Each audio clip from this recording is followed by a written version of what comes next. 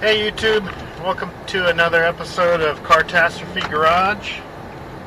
This is my 04 G35 Sedan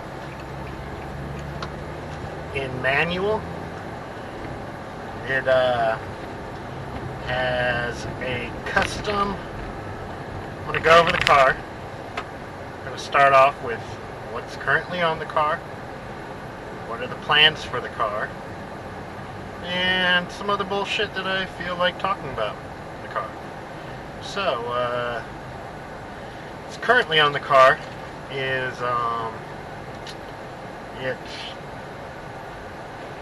it's got 350Z suspension directly off the 350Z that it bolts right on.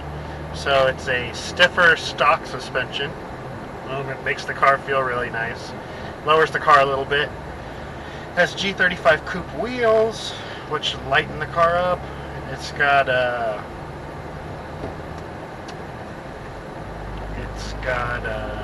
Nismo body kit, which the Nismo body kit on the sedans really change up the look of the sedans. I'm not a big fan of how these cars look stock, and I think most people aren't. It takes some work to make them look good.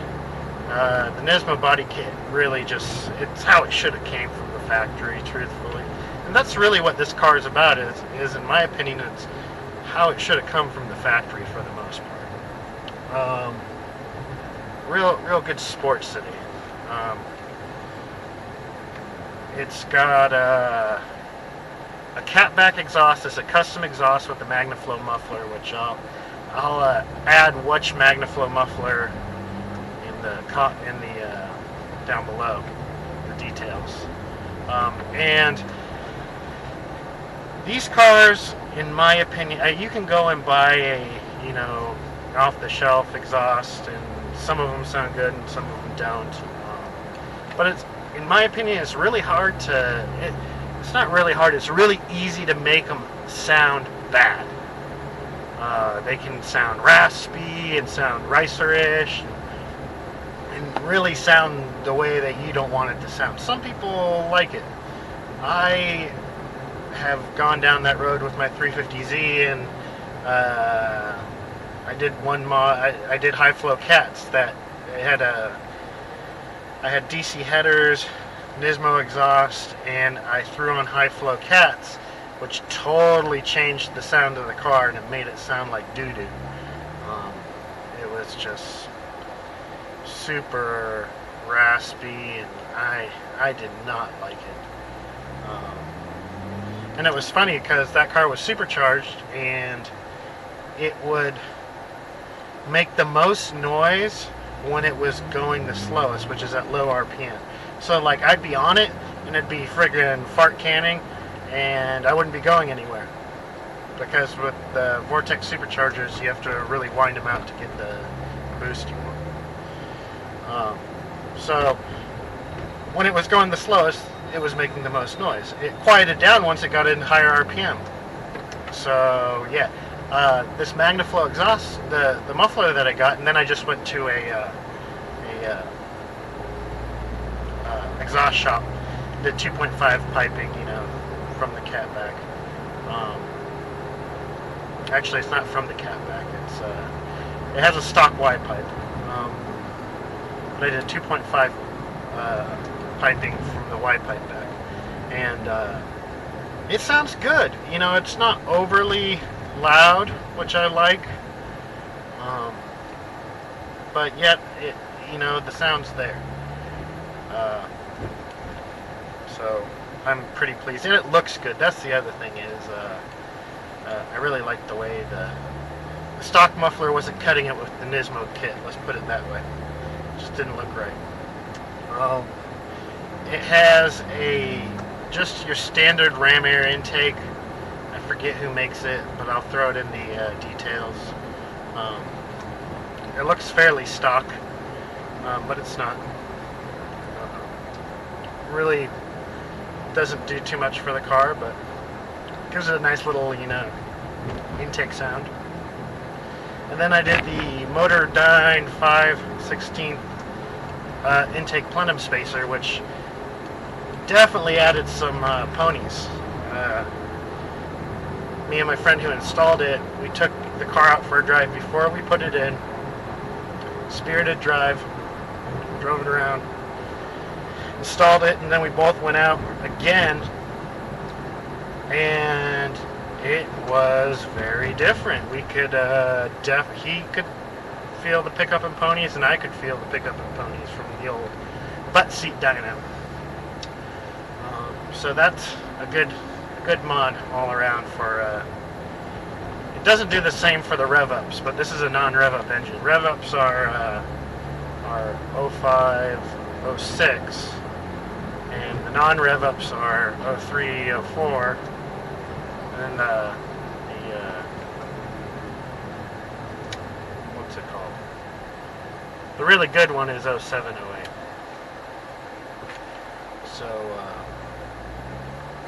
So yeah, that's performance-wise, that's everything that's on the car. Plans for the car. I have a Y-pipe, an aftermarket Y-pipe. It's the cheap one that they knocked out. That's just the Nismo knockoff one that I got for cheap. It's sitting in the garage. I'd like to throw that on there, see what I get. And I kind of have two directions that I kind of want to go with this car that I'm tossing around, which tends to be my thing, is to have a few different directions that I never can figure out which one I want to do. First direction is throw the white pipe on and get it tuned and be done with it. And that'll put it, I'll have stock cats. We'll put it at like, say 250, 260 wheel.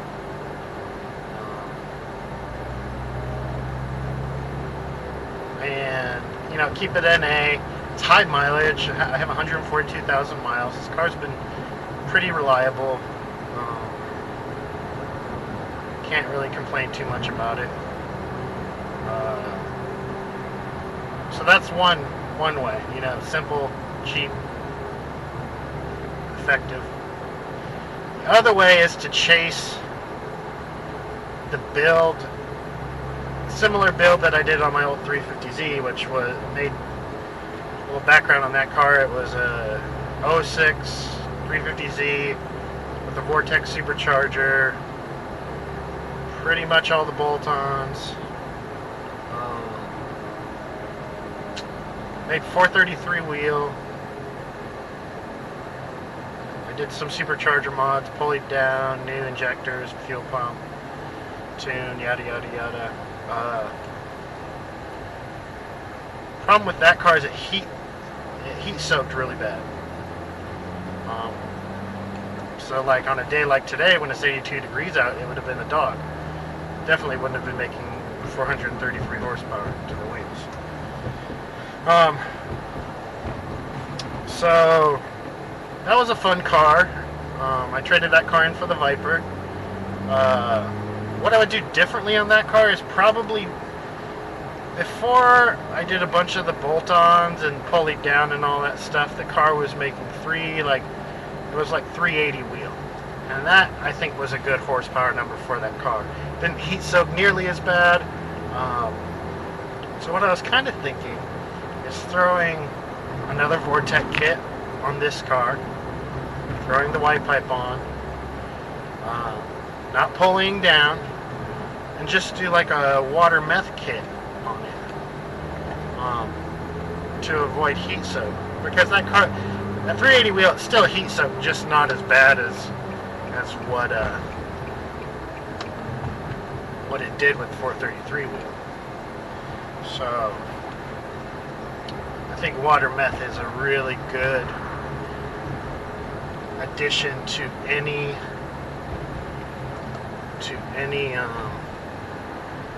boosted vehicle.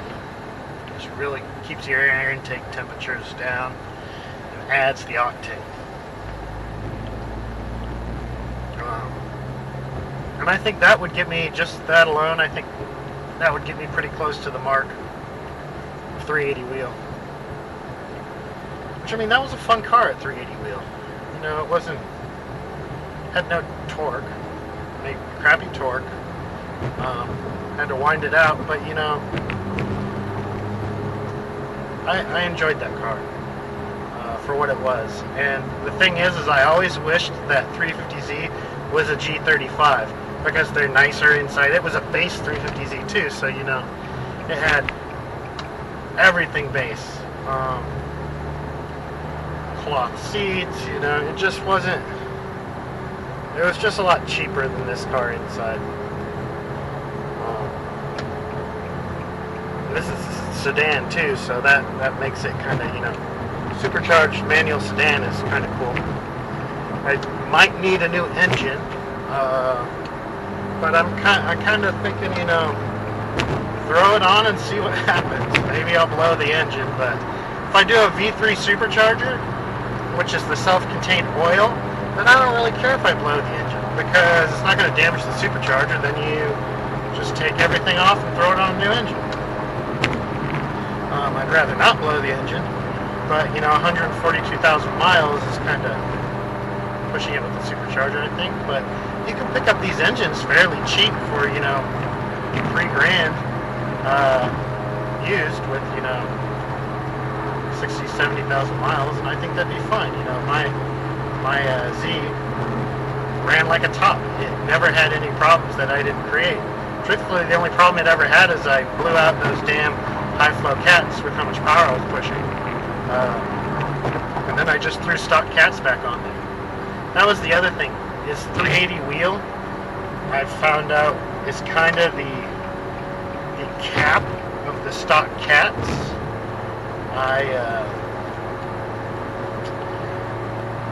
The stock cats didn't break. They kind of got a little rattly at around 380 wheel over like a period of a year or two. But at 433 wheel, those things lasted about a month or two and then just started rattling, and that was the internals of the cat breaking. So that's kind of where those things go bad. So I gotta try to avoid that too. That's the other thing. Just want to keep this thing, you know, running well, daily driver-ish. I daily drove that 350Z, so I don't question its reliability of supercharged and daily driving.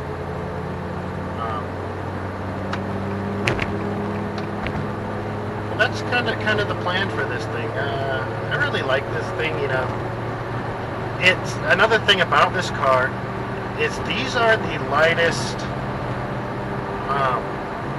G35s there are. A lot of people think the coupes are lighter because they obviously have 2 less doors, but that's not the case. They have they're heavier. They have more chassis bracing and other stuff that just makes them heavier. So I think this car is maybe 3,300 pounds for a 4-door manual sedan, which, you know, nowadays is light. Every car you buy now new is, you know, 38, getting close to 4,000 pounds. So I think this car might surprise some people with the supercharger on it. I know I surprised a lot of people with the 350Z with the supercharger on it. Another idea that I was tossing around for a while that I don't think I'm going to do is trade this in for a G37, which is a great car, don't get me wrong. But I kind of think it'd be cool to have the old school G35 that looks good. And have it supercharged as opposed to have, you know, a bolt-on G37, which is the route I'd go with that. They make better power. But yeah.